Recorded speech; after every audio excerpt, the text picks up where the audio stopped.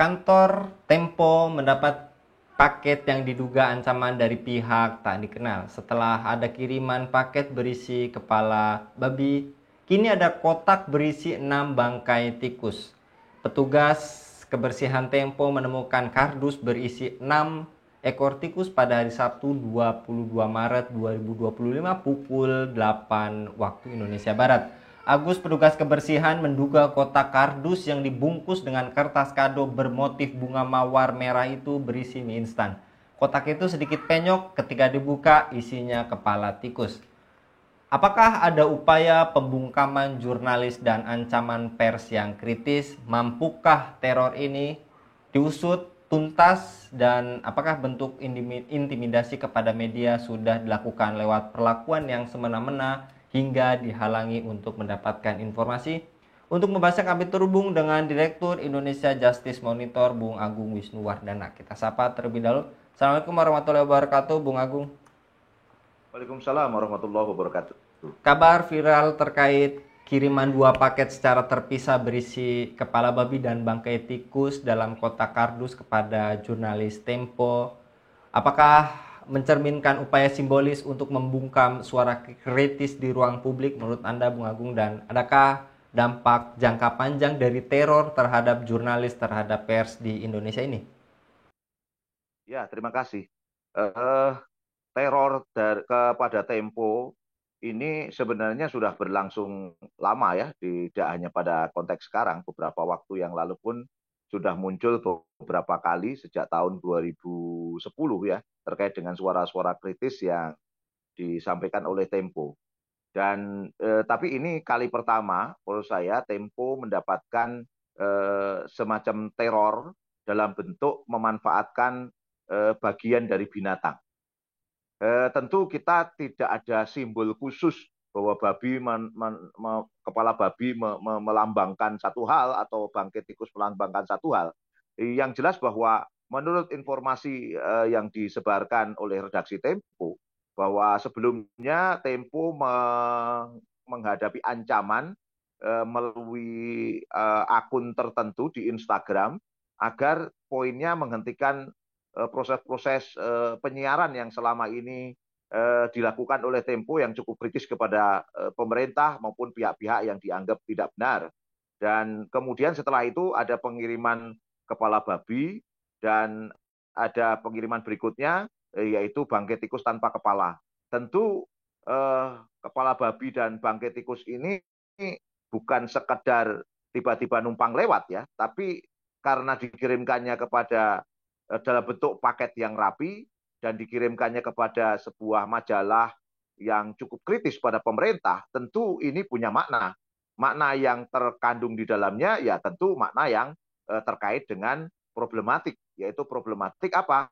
Problematik terkait dengan konteks kritis yang dialami yang dilakukan oleh majalah Tempo selama ini melalui berbagai saluran media, terutama menurut saya bocor alus politik yang merupakan representatif secara politik dari Tempo melalui kanal YouTube-nya. Begitu, Bung Anggi.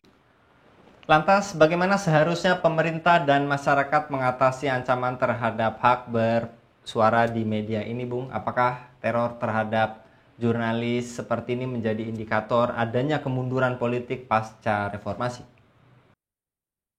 Yang jelas gini, ruang kritis kepada pemerintah dan kepada kebijakan-kebijakan yang ada itu seharusnya dibuka.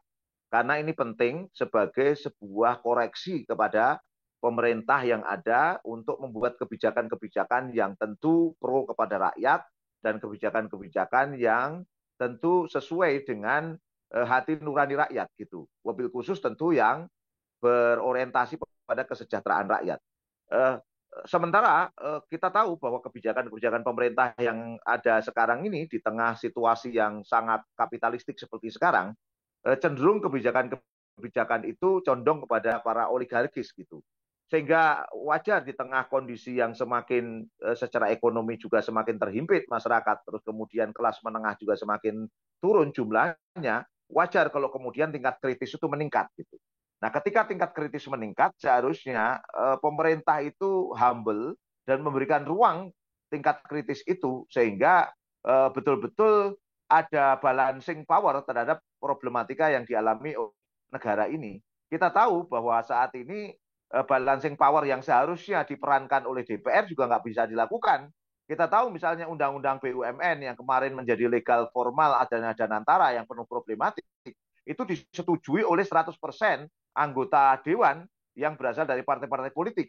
Dan kita tahu saat ini Saudara Prabowo, Gibran yang di belakangnya tentu ada juga kekuatan Pak Jokowi, itu melakukan koalisi besar yang akan ditarget untuk permanen sampai jangka panjang ke depan. Akhirnya tidak ada balancing power di tubuh pemerintah atau pemimpin negeri ini, baik dari DPR maupun yang lainnya. Otomatis kekuatan kritis itu dari masyarakat sipil. Ketika kekuatan kritis dari masyarakat sipil coba ditakut-takuti, coba ditekan dengan memberikan teror demikian rupa, ini kan sangat mengkhawatirkan. Tapi alhamdulillahnya Tempo tidak terlalu memproblemkan terkait masalah itu dan cukup terus bicara, dan Saudara Bagja Hidayat sebagai pemimpin wakil pimpinan redaksi Tempo mengatakan bahwa dia akan terus bersuara, Tempo akan terus bersuara sampai mungkin masyarakat tidak ada yang mendukungnya. Dan bisa jadi kita sebagai umat muslim harus terus bersuara dan kritis walaupun tidak ada masyarakat yang mendukung. Ketika itu adalah bagian dari amar ma'ruf nahi mungkar, ya harus terus bersuara dan tidak boleh berhenti bersuara untuk mengkritisi pemerintah dan kebijakan-kebijakannya. Begitu, Bung Anggi, tanggapan saya. Ya. Lantas, mengapa teror terhadap pers tetap terjadi meskipun ada aturan yang melindungi hak-hak berpendapat, Bung? Ya, sebenarnya di kita ini kan tetap penentu langkah dan sebagainya mereka yang punya power kan. Mereka yang punya power, dan mereka yang punya power hari ini kan bisa dibaca. Tentu mereka-mereka yang ada di partai politik, mereka-mereka yang memegang kekuasaan sekarang, atau mereka-mereka yang mendanai kekuasaan.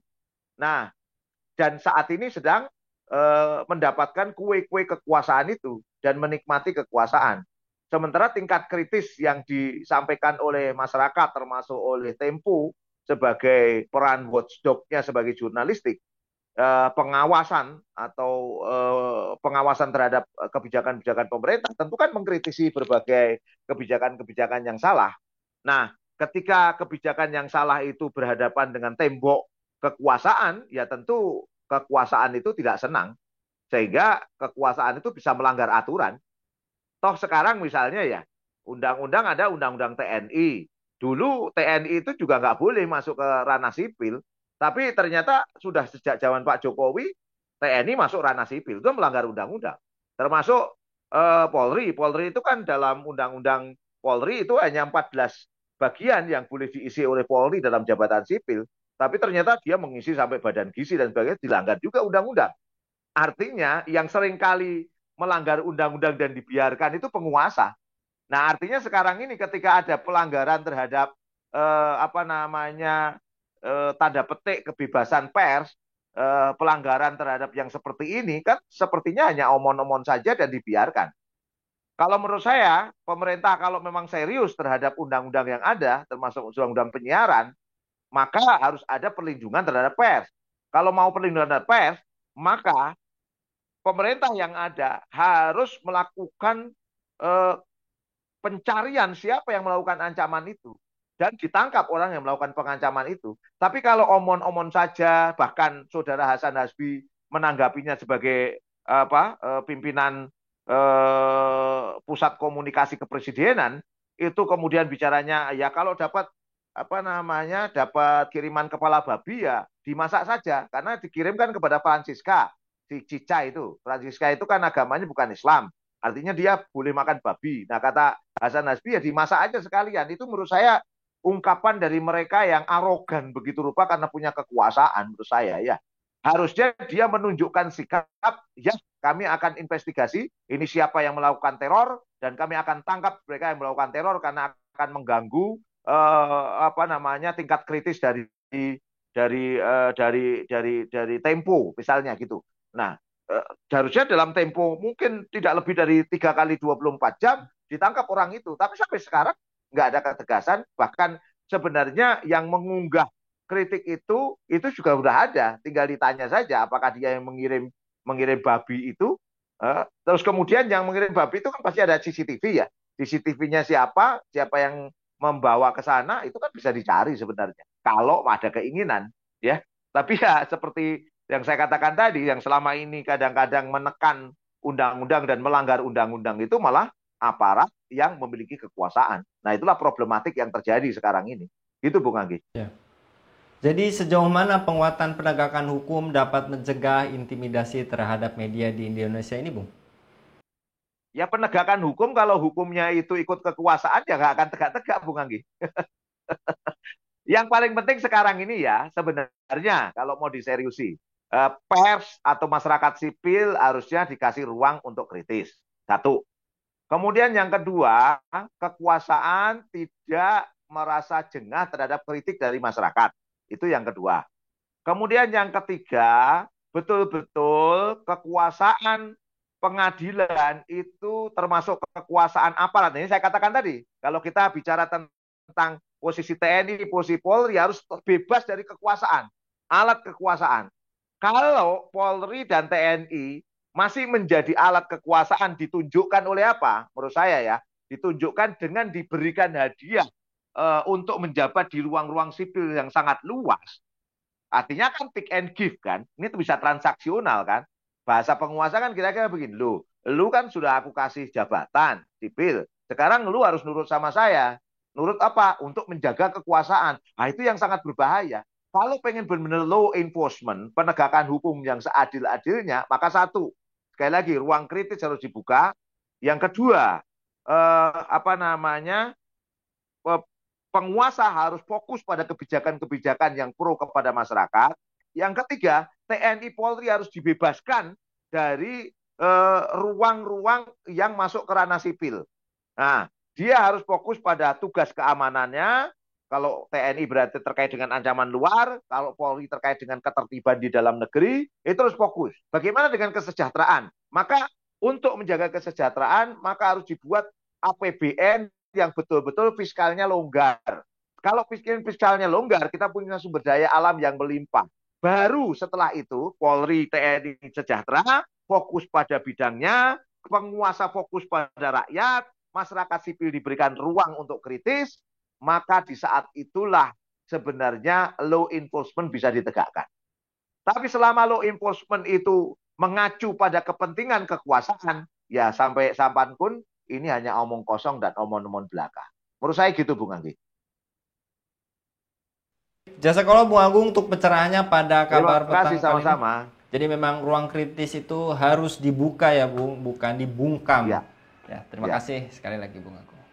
Demikian pemirsa Hilafan News, dukung dengan subscribe, share, dan like. Semoga menjadi kebaikan bagi kita semua di dunia dan di akhirat. Saya Anggi Suwanadi undur diri. Assalamualaikum warahmatullahi wabarakatuh.